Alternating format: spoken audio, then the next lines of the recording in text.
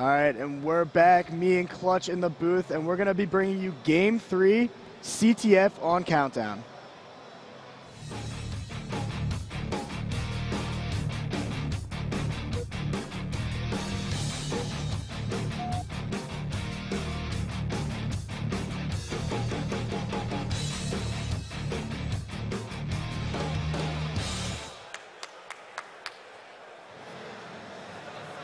Be kicking this one off with Neighbor once again. And Clutch, I gotta say, I love watching this game type. I love playing this game type. I love everything about Countdown CTF. This is actually my favorite game type too. The weapons, you got the rockets, the snipe. Just, I feel like everything ever you would ever want is on this. Jetpacks, evades, close quarters, crazy spawns. It's all here. And we can see Neighbor starting the game off, grabbing the flag. And 3 down right now for Revolution. Amish the only one alive, and he's going to drop the flag down. And we see in this game type over time and time again, flag standoffs. Non-stop people charging into the base. Have you come to just accept the fact that that is going to be the case when you're running a flag and you plan for it accordingly? Whenever you're pulling a flag and you haven't killed more than 3 of them, there's always going to be guys at your base. You just have to expect them to be on your side of the map because obviously they're not on their side of the map if you're pulling the flag. Especially when you're like 3 dead, and there's the last guy alive. You best be turning around and looking at your flag. Exactly. It always seems to be right there in the most annoying spot possible. But I guess it's kind of the way the map works out, especially with the spawns. It's so small. The base is actually really close together. Right. It's very fast and very easy to get in. And we're seeing kind of a pretty crazy flag standoff here. Strongside gets it back to his vent, but has to drop down. And now we're going to see as, I believe it's not Crimson. Some of the Triggers Down player is going to return the flag. And Neighbor now finding these rockets. Those rockets were actually sitting down in the flag for a while. I don't really know exactly what was going on there. Yeah, Neighbor made a very questionable play, not telling one of his teammates to get the flag there because he had rockets that hold the standoff. You never want to be the guy with flag rockets because just way too many bad things can happen. A lot of people are just going to run up to you and sprint to you, and you're going to have to trade. Exactly, and with the rockets, yeah, it's obviously not what you want to do. You got the best weapon on the map, especially a map this small. Right. We're seeing Neighbor now moving. And it seems Triggers Down so far, though, really outslaying Revolution. I think it's got to be a little surprising to me, especially given the talent on Revolution. I mean, every tournament I feel like I come in saying the same thing. You know, Crimzix seems to make crazy flashy plays. Twin Savior always touted as one of the best players in the game by all of his teammates, but you know, it comes tournament time, and besides that one tournament, I believe it was in Anaheim, or it could have been Columbus, where Columbus where they played very well. Exactly. Besides that tournament, they really have had a tough time establishing themselves at the top of the league. Right. I mean, they're new players. They're gonna have their moments. They definitely have the individual skill. I know both of them pretty well. I ran with Crimzix a bunch when I was at Neighbor's house. He is extremely sick with the snipe. One of the best, hands down, with it.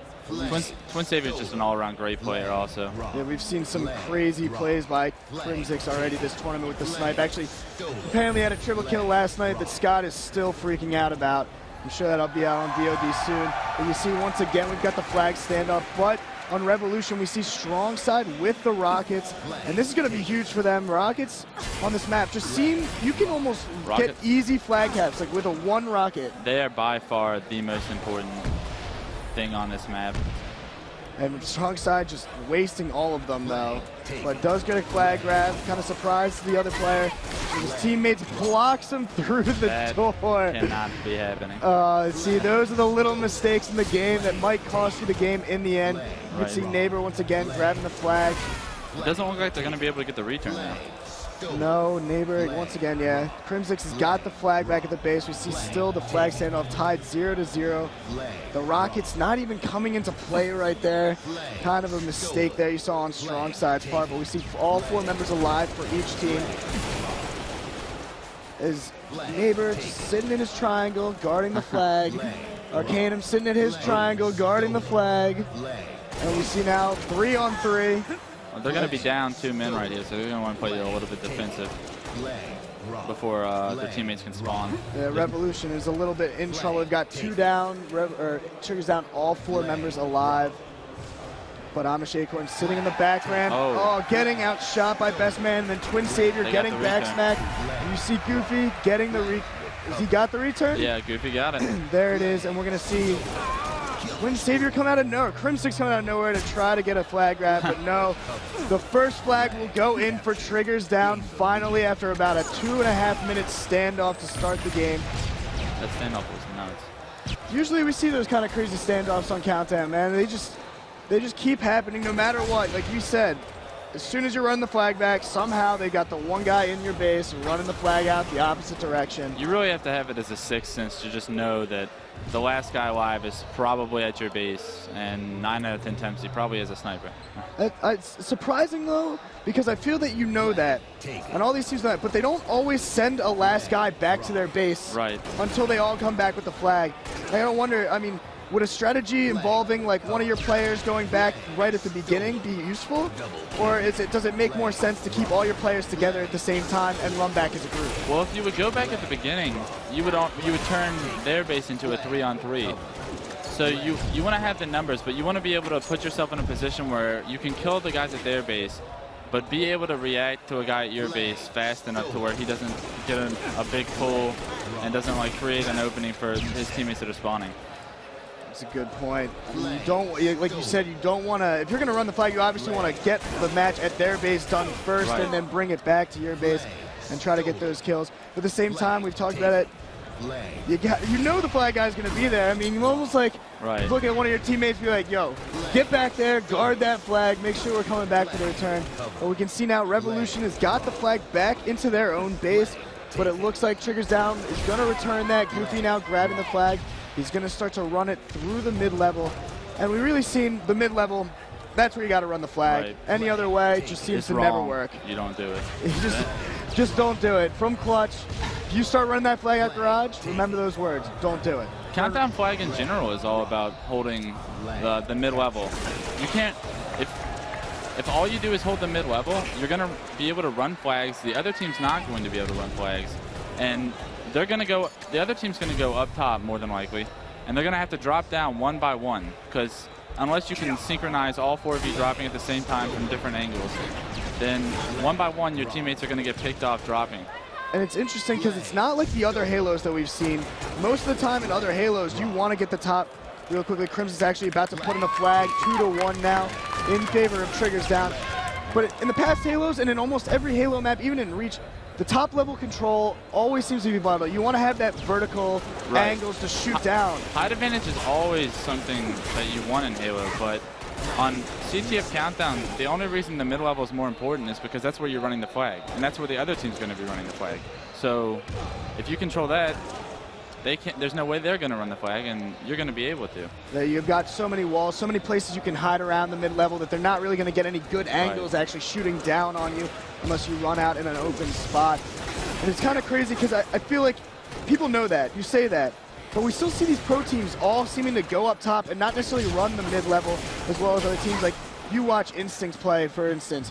I'm pretty sure they really don't go up to the 3rd level almost at all. I mean, obviously they'll go up there for a few instances to get away, to finish up a kill, but you see them almost all game long at the mid-level, at the bases. And you see their other teams, they don't run the same strategy sometimes. It's amazing.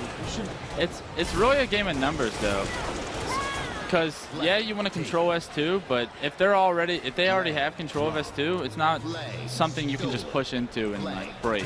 You're gonna have to flank their side and like make a synchronized push to sandwich the guys S2 from both sides in order to take them out.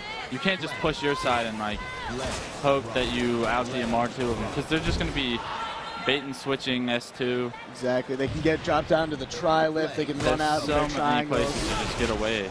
Best Man with the no-scope. And we see Neighbor actually going in for the 3rd flag. Cat 4 Triggers Down. He's taking a 3-1 lead. And one of the things we talked about, the game number 2 momentum, it seems that Triggers Down really needed just that game 2 win to really jumpstart their play. You can see Neighbor. A big thing about this series is, you know, TD really hasn't been practicing at all, so the newer game types, they might not be nearly as good as the old game types, which is probably what's going on right now. Yeah, they all know exactly how to play this, regardless of the fact they haven't played together. That was one of the things, Final Boss, again, they didn't practice at all.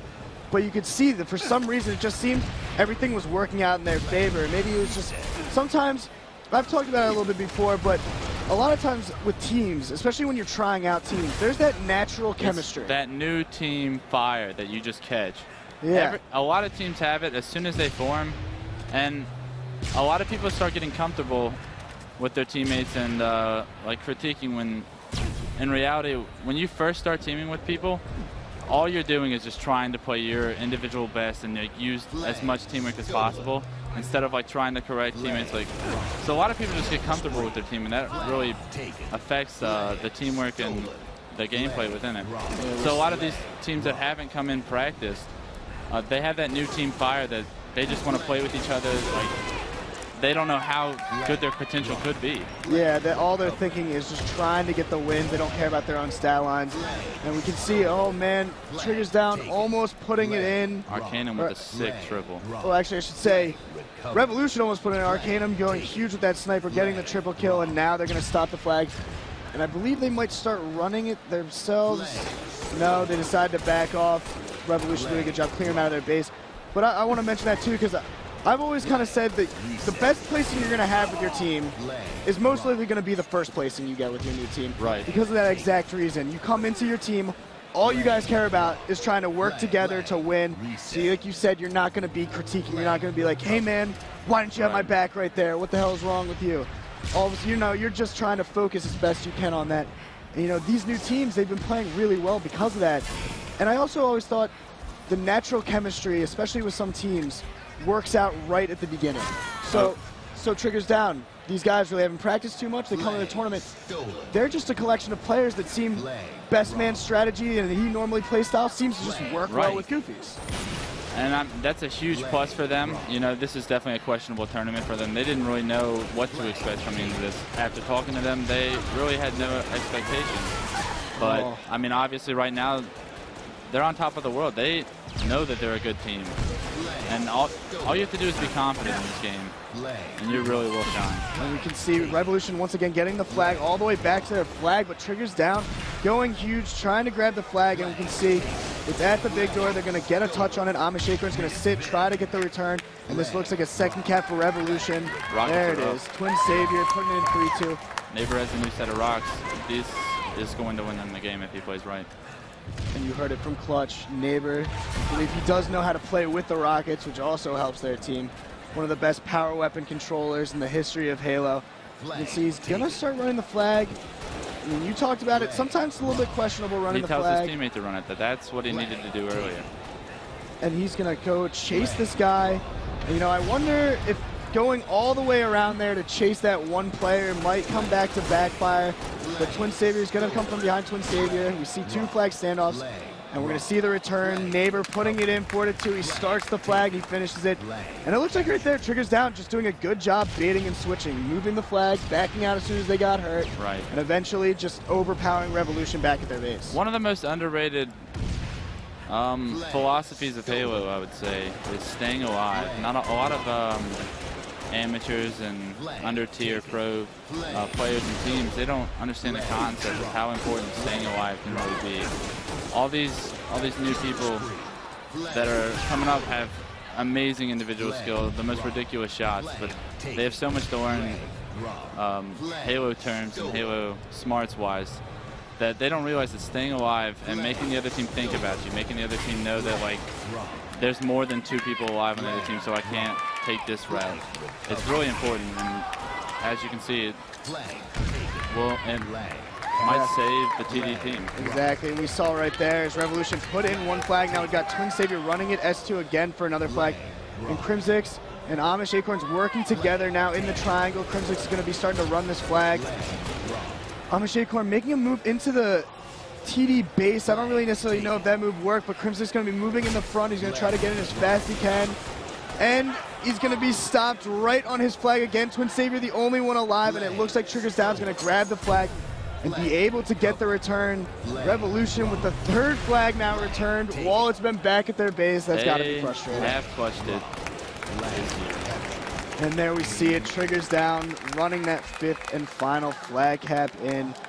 In that game, back and forth, both teams with a lot of chances. Revolution, like I said, got the flag back to their base multiple times. And if we can bring up the stats, Neighbor going off +7.